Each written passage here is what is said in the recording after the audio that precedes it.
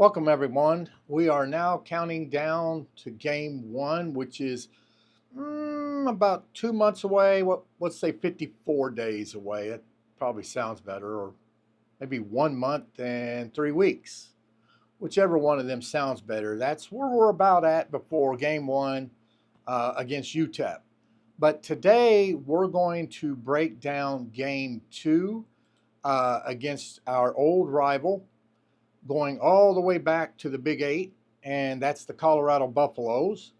Now, if you didn't see the breakdown of game one versus UTEP, make sure you watch that one. I'll put a link down below for you to catch that one.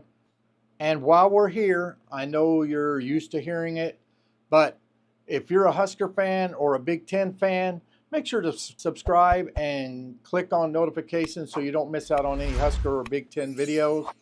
And as always, smash that like button. It's really appreciated. Now, let's get into the video.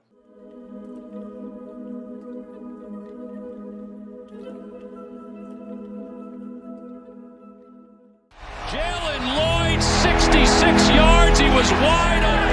After the turnover. He's got a man. Harburg going deep. Caught. Our old rival, the Colorado Buffaloes. Now, for some of you that are not old enough to remember, this rivalry goes way back to the Big Eight when both of these two were in the Big Eight conference. And then both of them moved over to the Big 12 conference before the Buffs left for the Pac-12 in 2010. And the Huskers followed suit a year later, leaving for the Big Ten in 2011.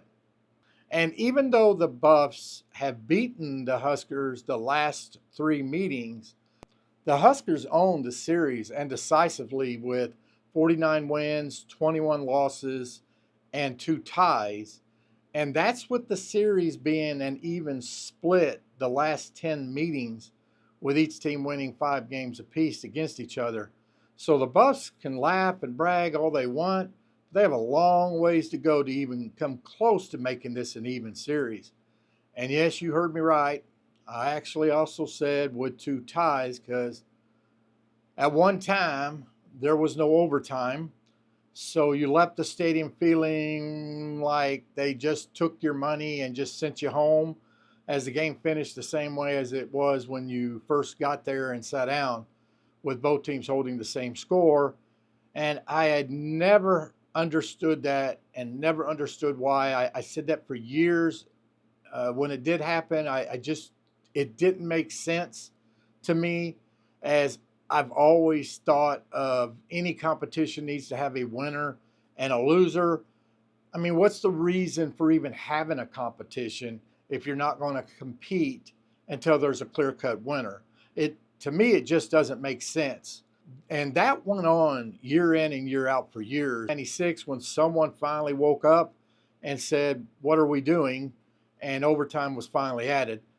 I mean, whoever came up with this, leaving it as a tie way back then, needed to go find another job.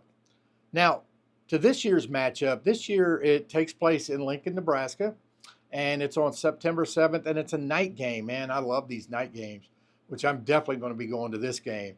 If you guys have not made a night game in Memorial Stadium, it's just a different feel, different atmosphere than seeing the game at 2:30 or 11 o'clock. I just love the night games.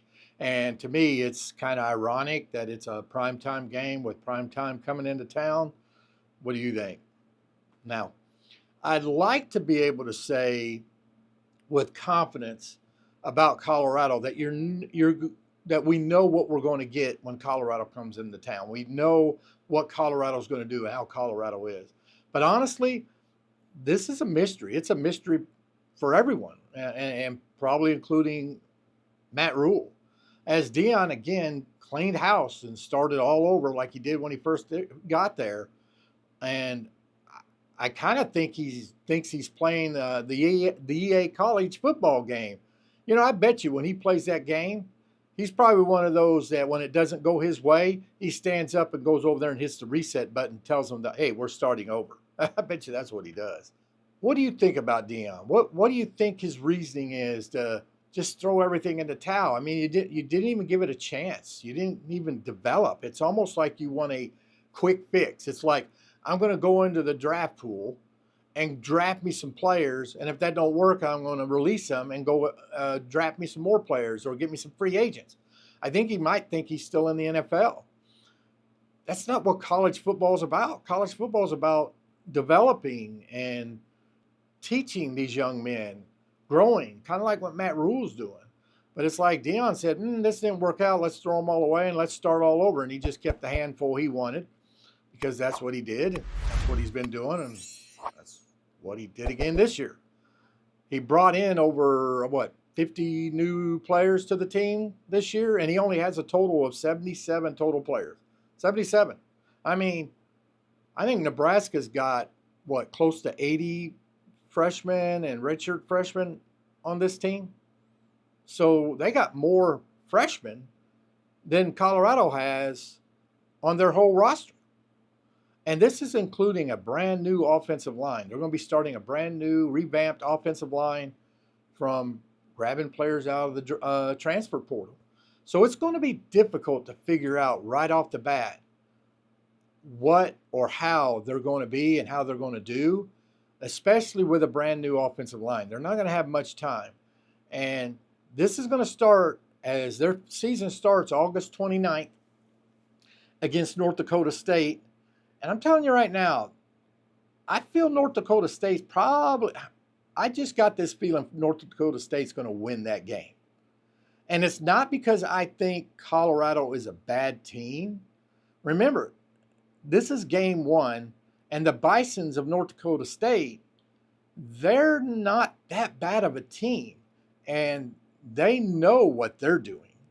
Plus, something's telling me that Colorado's more going into this more and looking forward more to the next week against Nebraska and Lincoln than their current one. So I feel the Bisons are going to surprise them and bite them in the ass and win that game. But they'll be ready for September 7th. They'll be ready for the Huskers. So don't take this lightly. So the Huskers need to be ready for Colorado. To me, the Buffs have two of the most talented players in all of FBS in quarterback Shedeur Sanders and their dual player athlete Travis Hunter. To me, with the Buffs having only 77 total players on their roster, I just feel they're going to see the same thing, though, as they saw last year. They're probably going to start off with a bang and might be decent in them first few games and like last year, a year ago. But once the injuries start piling up and not having that depth and being wore out, they're just not going to have the depth to stay competitive. You know, to me, how good would the Huskers have been last year if Shedeur Sanders was playing quarterback for the Huskers instead of Colorado?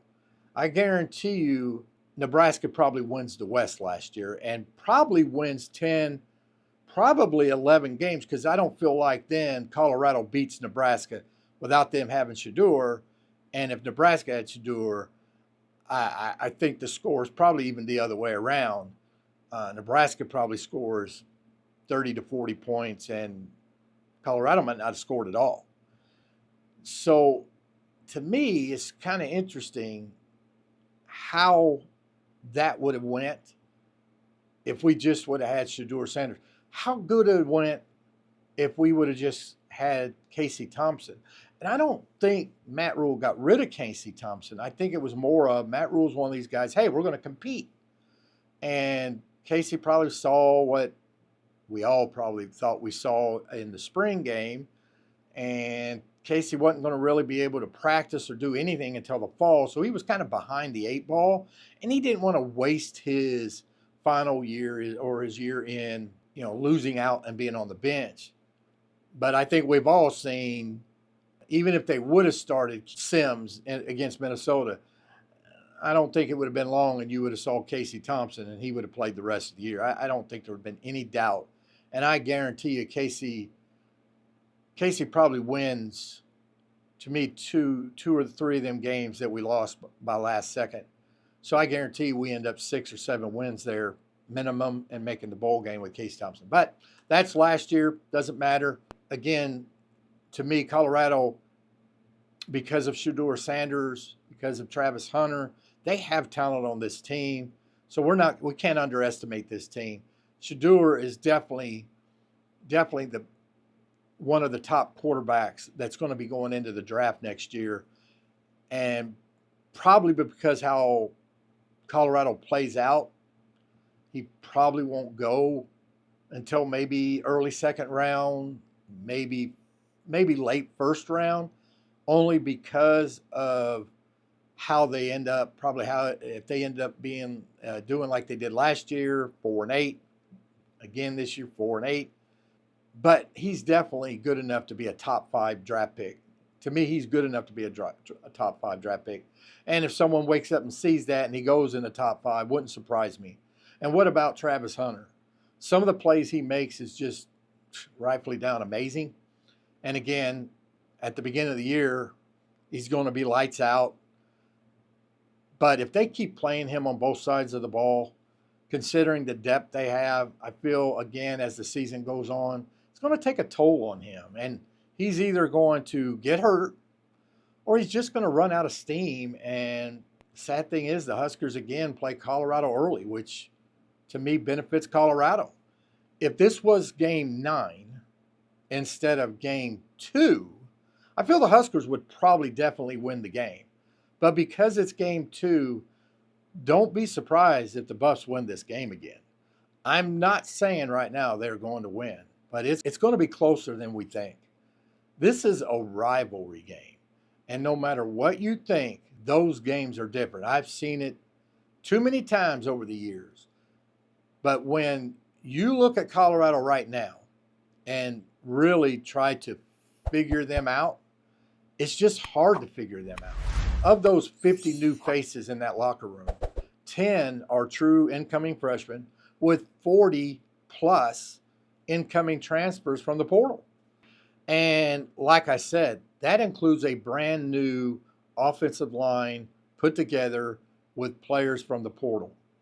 So how well their offensive line goes and how well they can get this line to mesh together, as an O-line needs to be on the same page with each other. It's not just all about talent or how good the left tackle is or the right guard is and how good this player is or that player is. It's how good the group of players are playing together.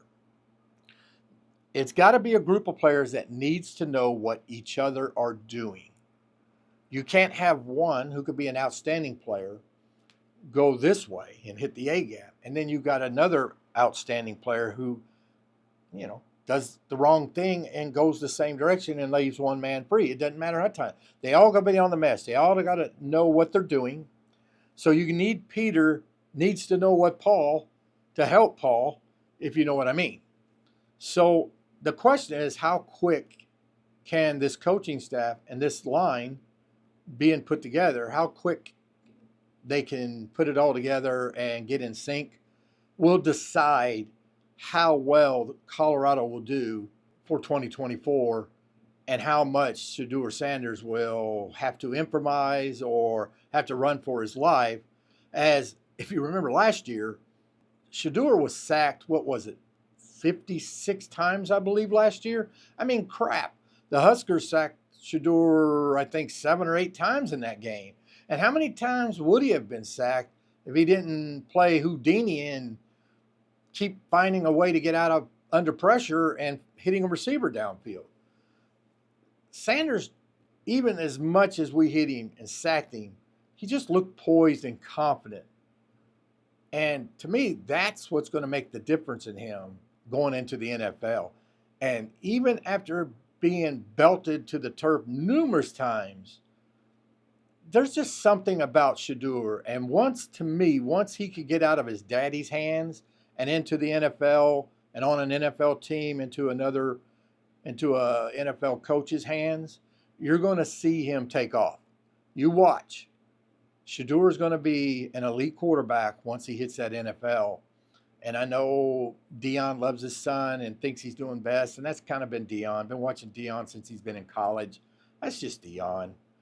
And I think it's going to benefit Shedeur once he can get out of his dad's if he don't end up going there and doing that. Because someone's telling me once Shedeur gets in the NFL, I got this gut feeling Dion moves on.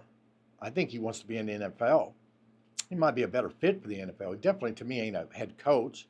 And he's probably going to go wherever his son goes. But let's get into this year and what I feel Colorado is and how good Colorado can be. And again, it depends on how well Shedeur does. If he could stay healthy and this team can start putting it together and the offensive line starts putting it together and they put it together quickly, we'll decide how well they do. And keep in mind, it's not just all these transfers and all that or the players he got rid of and brought in transfers and all that. He did it to his coaches as well. They also brought in a brand new defensive coordinator in Robert Livingston. And you guys tell me if any of you know who Robert Livingston is. Don't be bashful about it. I did the exact same thing. I went, who? And I had to go look him up. I had no idea who this guy was. I had to go research him. And he's been the secondary coach for the Cincinnati Bengals for the last 8 years. And as far as I know, has never been defensive coordinator. Now, I could be wrong there. But to me, I felt that he brought him in to help Travis Hunter to get ready for the next level. And it might have been what he had to do to keep Travis Hunter from transferring out last year. So he brought in Livingston to help him at that next level to get ready for the draft. On top of that, Colorado also has a brand new offensive coordinator in Pat Shurmur. Well, kind of. Dion promoted him and gave him this duty last year sometime in, let's say, I think early November, if I'm not mistaken. I believe it was early November, which didn't really make a big difference on how well they did, which to me had to do more with injuries, depth, the play calling. So you could see changes are kind of been the norm for Colorado and this program for the last couple years, which really makes it hard for any program to improve year in and year out. They ended last year at 4 wins, 8 losses. They were 4-8. And I feel 4 or 5 wins is about their top for this year. I just don't see it being better, as my prediction is probably another 4-8 season, not to get ahead of myself here. But keep in mind, one of those 4 wins last year was against the Huskers. So no matter if we feel they're going to go 4-8, 5-7, or 10-1, Huskers have to take them very, very seriously. This is kind of the way it's always been. When Nebraska played teams like Oklahoma, Colorado, even Missouri, even if them teams wasn't that good of a team, they seemed to rise up and play them well. So they have to take them very seriously. And I really hope the Huskers will, and I really believe they will. So everyone on this team needs to take them seriously, and that includes the water boy. So again, to me, back to how well they do, again, just depends how well, and it depends on Shedeur, as he's the key to this whole thing, to their whole season. If he's playing well, being Houdini, like I said, and getting out of jams, or for some reason this new revamped offensive line just starts clicking and finds a rhythm and gives him the protection he needs, and I don't think he needs a lot of protection. Don't get me wrong, this team can surprise you. When you have 2 of the best players in football, especially when one of those players is the quarterback, that team can overachieve with average other players. And don't get me wrong, they don't have average other players. This team has talent, and they have NFL talent. So again, don't underestimate this team. Defensively, the Buffs allowed 56 sacks. If they're going to improve It ain't going to just be all Shedeur in the offense. If they can improve on that and keep Shedeur from being hit, and again, that goes with that offensive line, man, look out. And what about Travis Hunter? To me, probably the best defensive player in the Big 12 for sure, even this year. But I got a player I want you guys not to forget about his name. And you might not know his name because he didn't play against Nebraska last year. And this is Levanta Bentley. Levanta Bentley is a 6 foot, 230-pound linebacker. Didn't even start until week 6, when in his first game grabbed a career high 11 tackles, 7 of them being solo, 2 more being a loss and a sack. He just blew up that game. I believe it was against Arizona State. And he also had 4 games last year with at least a tackle for a loss or a sack. So you might not remember him. And you might only be thinking of Travis Hunter because we did have to face him. Which, thinking of Travis Hunter is not a bad thing, as Hunter probably is the best player on that defense. But you're not thinking of Bentley because he didn't play against the Huskers last year. And trust me, you'll know his name after this year's game. You'll definitely know who Bentley is after Nebraska plays Colorado. He'll definitely be called in this upcoming draft after this season. But the biggest question mark I have for the Colorado, and I've said already, is that offensive line. Only one player on the offensive line came back. He returns from the whole unit. And that was a part-time player last year. And part-time on a line that couldn't hold anyone back and gave up 56 sacks. I know we've seen that before. We know how it is before. We've had that some offensive lines kind of like that. So we've seen that before. But it appears this young man still probably won't start. It appears that transfer Yakiri Walker from UConn will probably start in that spot instead of Hank Zelinskas. I think that's how you pronounce it. That's the young man, the only young man that stayed from their unit last year. And don't get me wrong, the Buffs have some talent on the offensive line. So just because, to me, it's more because they're raw. They haven't been playing together. They haven't had a chance to get in sync. So the question is, how well and how quickly can they do that? Because I think they will do that. The question is, can they do that by week 2? I hope not, because they have talent on this team. As they even grabbed a 5-star player in 5-star Jordan Seaton, who will probably be a starter come this year and start as a true freshman at left tackle, which is almost unheard of. You just don't usually see a true freshman starting at left tackle, and he's very talented. So I feel like if the Huskers are going to make noise in this game, they better do it early before this young man starts putting it all together, as he is as talented as they come. And all in all, the Buffs added 10 offensive linemen from the portal from a year ago. And how quickly this coaching staff can get them on the same page is the key on how successful Colorado season will go. Now, let's look at this year's game against Colorado, Nebraska versus Colorado. I think this is going to be a tougher game, like I said, a tougher game than we think. And the Huskers are definitely going to have to keep a hold of the ball this year. Last year, they turned the ball over 4 times against the Buffs. But it's not going to be easy for Colorado to come into Lincoln and try to win. I know they came in here in 2018, came in here and won 19-24, I believe it was. But this game is going to be a wild game. And again, it's a night game at Memorial Stadium, and which I said before is just a different atmosphere in this stadium at night. I love these night games, and I feel most of the fans probably do. But it's still going to come down of how well is the Huskers secondary going to do. Can the Huskers get to Shedeur again like they did last year and keep them on the ropes? As it's going to come down to, can Shedeur play the way he wants to play and has the time to make his decision and his throws? If he does, it might be a long night for the Huskers. And I think the Buffs might have a big offensive night this game. They might end up again putting up 35 to 42 points.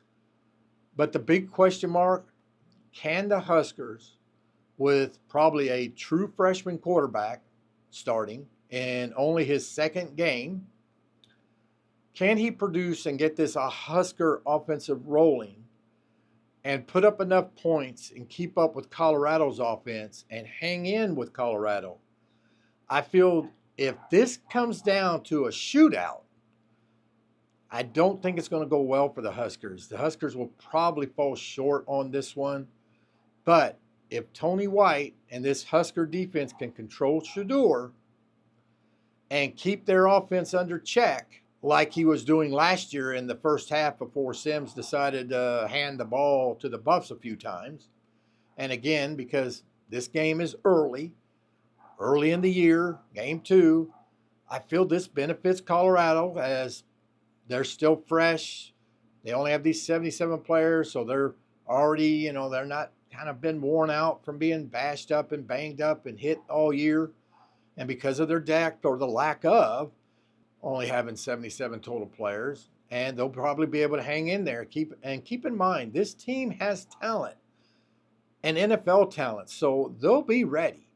But it's going to come down again to the Husker defense, and can they keep Shedeur and their offense in check? And can the Colorado offensive line hold back Ty Robinson and Nash Hutmacher?